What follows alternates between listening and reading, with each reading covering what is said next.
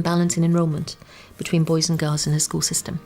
And it was this interest in female education that took Anne to Zimbabwe in 1991 for a 3-week-long research trip to study why so few girls attend school in Africa.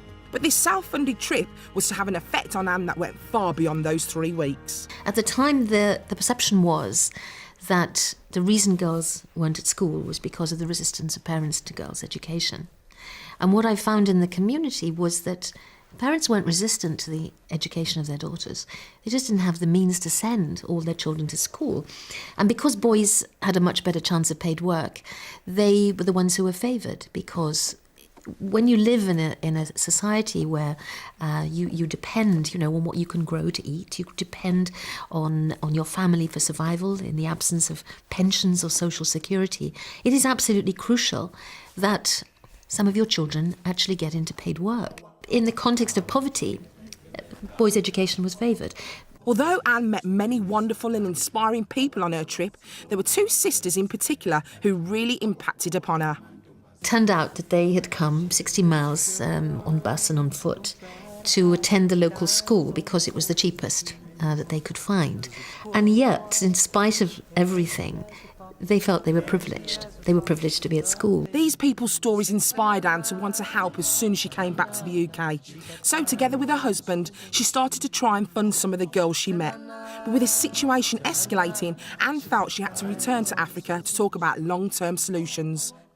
When I went back, I went to visit the chief. The community was invited and people turned up. They came from miles around. They walked and we sat outside for a day, for a whole day, hundreds of people working out how to put more girls into school.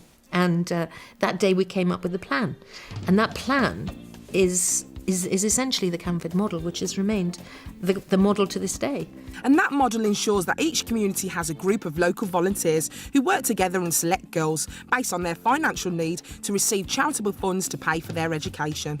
So in the early 1990s, to kickstart the fundraising for paying for this, Anne, as a wife and mother of young children, started in the kitchen baking cakes to sell at market stalls, and gradually she was making money to start the charity.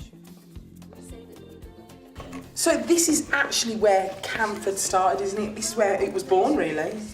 Well, yes, it was kitchen tables, and certainly working at the kitchen table. It was a kitchen office, and making cakes and selling cakes and second-hand clothes, ways to raise money and to get the word out.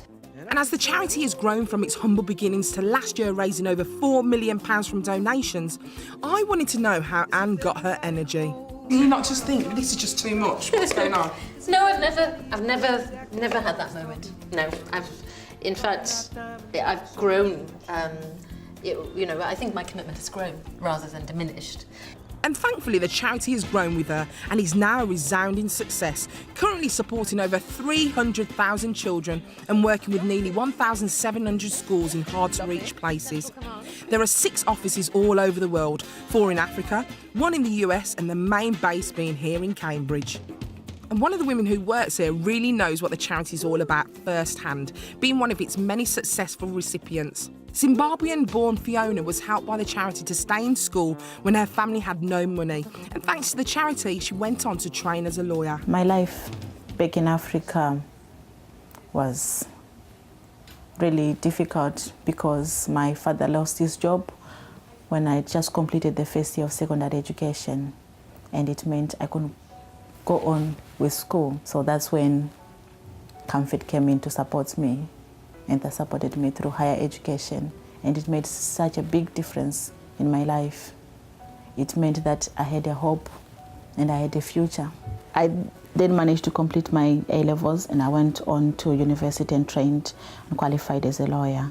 So I qualified as a lawyer. My life was supposed to go on a different course of life because of poverty, but because of education, my life is on a different path. It is very fitting for Anne Cotton to be called a Wonder Woman because she has made very big difference in the many lives of girls in Africa and their families and their communities.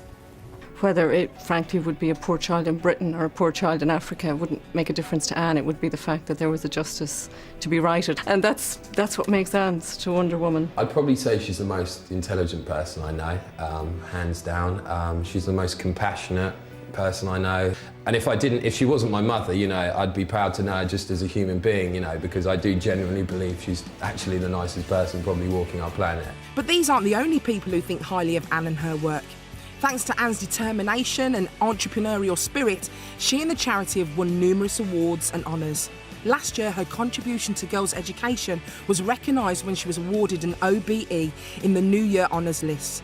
So after all this achievement, where does Anne go from here? So Anne, what's your ultimate dream? Well, my ultimate dream is that every child in the world gets the opportunity of education that is their right, and it's something that they so desire.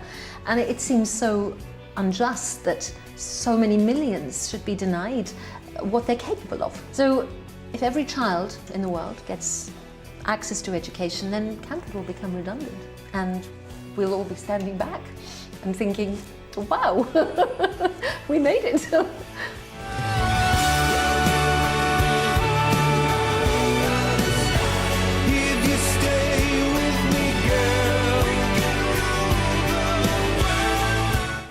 Well, I really do hope that dream will become a reality for Africa. And if it does, it's partly down to a very special woman, a true Wonder Woman, who has proved that charity really does begin at home. What a remarkable person. She is an amazing woman. I sat next to her at Woman of the Year lunch. She was lovely. And if you want to find out anything more about Anne Cotton and the work that she does for her charity, then you can obviously go to our website, itv.com/thismorning. Now then, if you're one of the estimated 3.6 million people off work this week, you'll be feeling really